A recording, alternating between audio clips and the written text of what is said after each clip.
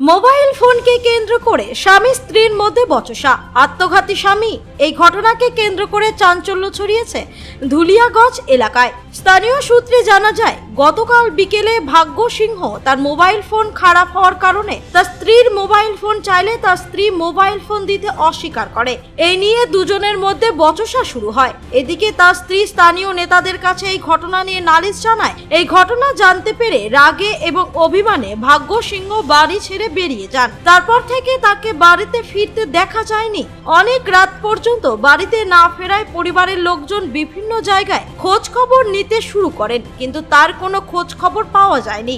সকালে স্থানীয় চা বাগানে তার ঝুলন্ত দেহ দেখতে পায় স্থানীয় বাসিন্দারা। সঙ্গে সঙ্গে তার পরিবার এবং পুলিশকে খবর পাঠানো হয়। খবর পাওয়া মাত্রই চোপড়া থানার পুলিশ ঘটনাস্থলে পৌঁছে দেহটিকে উদ্ধার করে ময়না তদন্তের জন্য ইসলামপুর মহকুমা হাসপাতালের মর্গে পাঠানোর পাশাপাশি ঘটনার পূর্ণাঙ্গ তদন্ত শুরু করেছে চোপড়া থানার পুলিশ। ঘটনা দিদি দুদিন তিন দিন থেকে ঝগড়া হচ্ছে বলে, ঝগড়া হওয়ার পর থেকে বাবার বাড়ি চলে গেছিল। বাবার বাড়ি থেকে চলে যাওয়ার পর থেকে বলে আর বলে কিছু বলেনি। তারপরে বলে বিচার হওয়ার কথা ছিল, ওবার বলে মোবাইলটা নিয়ে বলে ঝগড়া।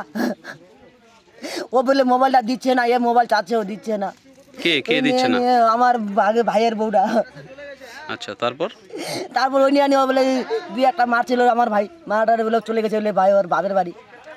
বাপের বাড়ির সামনে চলে যাওয়ার পর থেকে আর বলে কালকে বলে আবার বলে আসছিল। কালকে বলে আমার ভাইটাকে আবার বলে মিটিংয়ে ডাকছিল, বিচার বলে হয়েছিল না কি হয়েছিল আমরা জানি না। আমার বড় দিদিও জানে না, আমরা কেউ জানি না। এই জন্য আর আমরা তো বলতে পারছি না। কি নাম আপনার ভাইয়ের? কি নাম? আমার ভাইয়ের নাম হচ্ছে ভাগ্য সিংহ। কোথায় বাড়ি? বাড়ি গোলামি গছে। কখন খবর পেলেন এই ঘটনা ঘটছে? আমি তো পাইলাম খবর, আমি 7টা সাড়ে 7টার দিকে খবর পাইলাম। আমি বাবার বাড়ি থেকে, মামার বাড়ি যে মেরদা গছে। আপনার নাম কি? আমার নাম ময়না সিংহ। চোপড়া থেকে দেবব্রত চক্রবর্তীর রিপোর্ট, কুলিক নিউজ।